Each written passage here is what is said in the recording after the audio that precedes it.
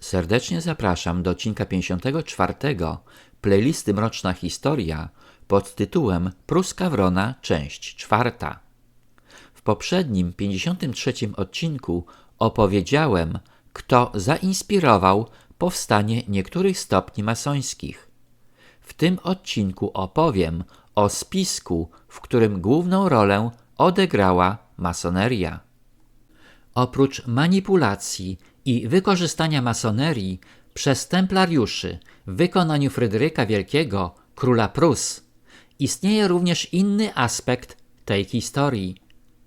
Zwiększeniem możliwości wykorzystania masonerii przez pruską wronę i zaspokojenia jego ambicji było stworzenie nowej, poprawionej encyklopedii.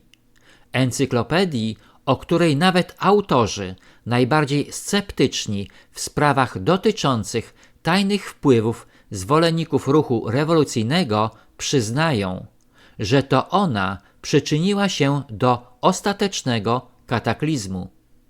Dla wyjaśnienia, Ephraim Chambers, angielski pisarz i encyklopedysta, napisał w 1728 roku cyklopedię. W swoim dziele autor przyjął klasyfikację nauk Francisa Bacon i wykorzystał oryginalny system odsyłaczy. Cyklopedia miała 18 wydań, liczne tłumaczenia i stała się powszechnie znaną i używaną encyklopedią w języku angielskim. Denis Diderot planował przetłumaczenie jej na język francuski, lecz ostatecznie napisał inne dzieło znane jako Encyklopedia lub Wielka Encyklopedia Francuska. Według autoryzowanej wersji historii w pracy Lorda Marleya na temat encyklopedystów plan przetłumaczenia encyklopedii Ephrama Chambersa, która ukazała się w 1728 roku, został zasugerowany Diderotowi jakieś 15 lat później przez francuskiego księgarza Le Breton. Morley pisze: płodna i energiczna inteligencja Diderota przekształciła plan.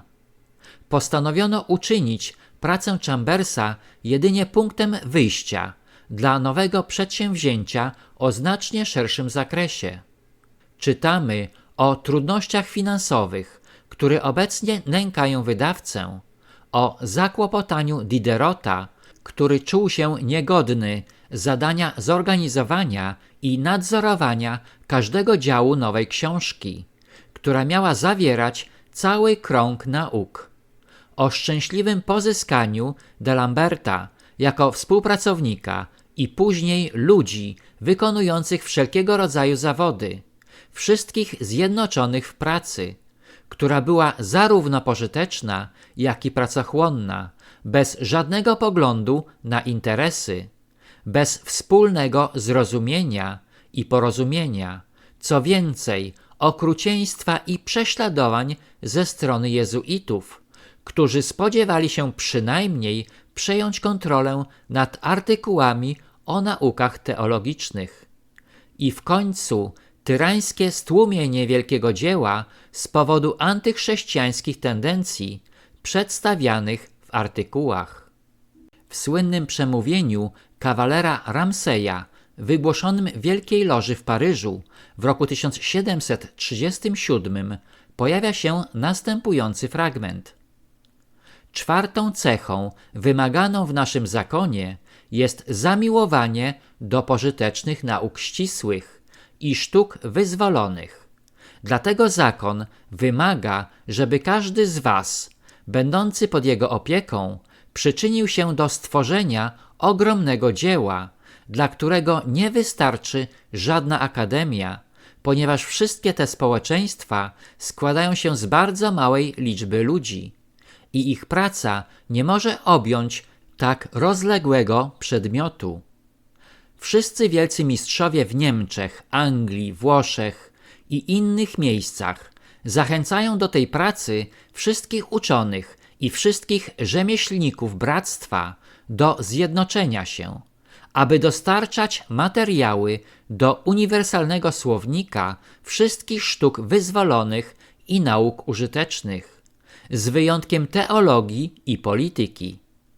Prace zostały już rozpoczęte w Londynie i za pośrednictwem związków zawodowych naszych braci może zakończyć się za kilka lat.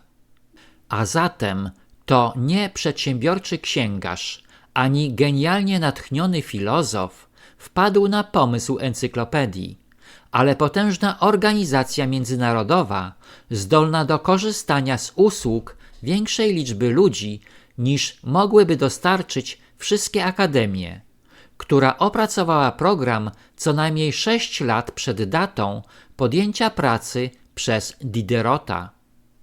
Czyli cała historia, jaką zwykle się nam opowiada, wydaje się być kompletną fikcją. Wydawcy zmagający się z konfliktami, trudzący się literaci, wykonujący swoje nadludzkie zadania, jako niezależni ludzie bez patronatu wielkich, które Lord Marley wskazuje jako jeden z najważniejszych faktów z historii encyklopedii. Tak więc ludzie pracujący przy encyklopedii byli naprawdę tylko rzemieślnikami bractwa, wykonującymi polecenia swoich przełożonych. Tak więc encyklopedia była w istocie publikacją masońską, a sam Papus pisze, że zawarta w niej rewolucja objawia się dwustopniowo, jako rewolucja intelektualna poprzez publikację encyklopedii pod kontrolą francuskiej masonerii i inspiracją księcia Dantina, rewolucja okultystyczna w lożach, wywołana w dużej mierze przez członków rytu templariuszy i wykonana przez grupę wypędzonych masonów objętych następnie amnestią. Masońskie autorstwo encyklopedii i wynikające z tego rozpowszechnianie rewolucyjnych doktryn nie wzbudziło wątpliwości wśród masonów we Francji. Wręcz przeciwnie, chlubili się tym. Na Kongresie Wielkiego Wschodu w 1904 roku mason Bonnet oświadczył: w XVIII wieku chwalebna linia encyklopedystów utworzyła w naszych świątyniach gorliwą publiczność, która była wówczas jedyną nieznaną jeszcze tłumowi promienną modlitwą: wolność, równość, braterstwo. Rewolucyjne ziarno szybko wykiełkowało wśród tej elity. Nasi znamienici masoni, jak D'Alembert, Diderot, Helvetius, Holbach, Voltaire, Condorcet, prześledzili ewolucję umysłów i przygotowali nową erę. A kiedy Bastylia upadła, masoneria dostąpiła najwyższego zaszczytu nadania ludzkości statutu praw człowieka, który opracowała z wielkim oddaniem. Statut ten, dodał mówca, był dziełem masona Lafayette'a i został przyjęty przez Zgromadzenie Konstytucyjne, którego ponad 300 członków było masonami. Ale wykorzystując loże do siania nasion rewolucji, encyklopedyści zdradzili nie tylko powód istnienia monarchii, ale także masonerii. Dziękuję za wsparcie mojego kanału przez Buy Coffee 2, link pod filmem. Na tym zakończę odcinek 54, w którym opowiedziałem, jak powstała masońska encyklopedia z XVIII wieku. Serdecznie zapraszam do odcinka 55 pod tytułem Pruska Wrona, część 5.